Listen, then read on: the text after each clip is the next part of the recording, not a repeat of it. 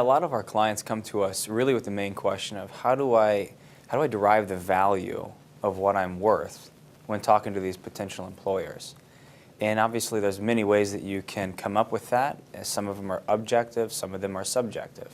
And so really the advisors at Larson are here to help our clients understand what their true value is. There are really two forms of compensation structure in the medical world. There's collection-based, and then there's RVU-based.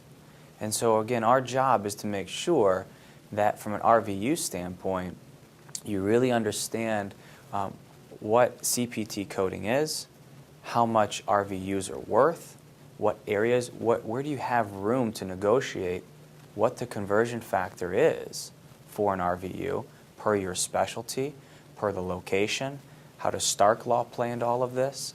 So compensation structure can get very complicated when you're looking in the RVUs, but it's very important that you understand that concept. Another key item to discover these sign-on bonuses.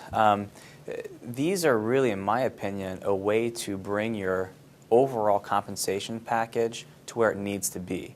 And so for my neurosurgeon that was actually under where they should have been by $50,000, this was an area that we were able to add a little bit of extra income in the first year to really bring them to where they needed to be. Another key item to discover would be moving expense repayment.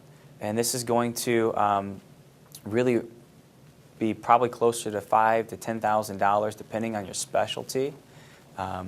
It's an area of negotiation, but again, this would not be a primary point to negotiate. I would start with the salary and signing bonus before I went to the relocation. One of the benefits of going into the hospital world or the academic world is simply that they generally offer very good retirement benefits. And we'll want to factor those in because ultimately that's more cash that needs to be played into the income structure. The private world, they're going to be a little bit more unique in the sense of how they build them. Some of them don't offer retirement plans at all, which needs to be factored in. Looking at these contracts, physicians, as you know, are very subspecialized in what they do, and so protecting that future income is very important. Now, we can do that with disability coverage, sometimes individually and sometimes through the group. There are a number of groups that offer incredible disability packages that'll pay them if they can't do their specialty, even if they practice somewhere else. And so there are very few employers that offer that type of coverage, but they do exist. As Larson's advisors, we're supposed to find whether or not you need to add more supplemental coverage on an individual basis or if the employer plan is enough.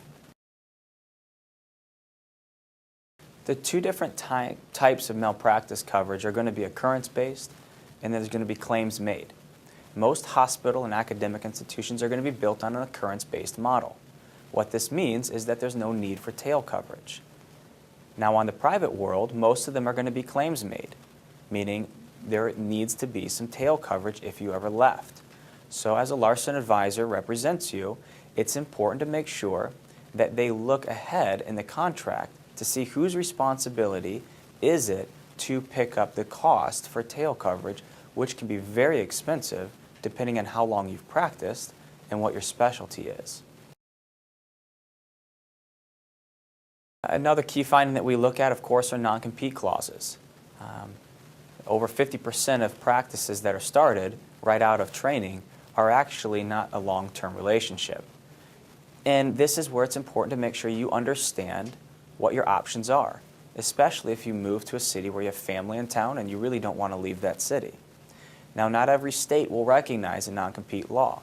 And so, first and foremost, the Larson advisor will make sure in which state you're practicing in will determine whether or not non-competes even hold up.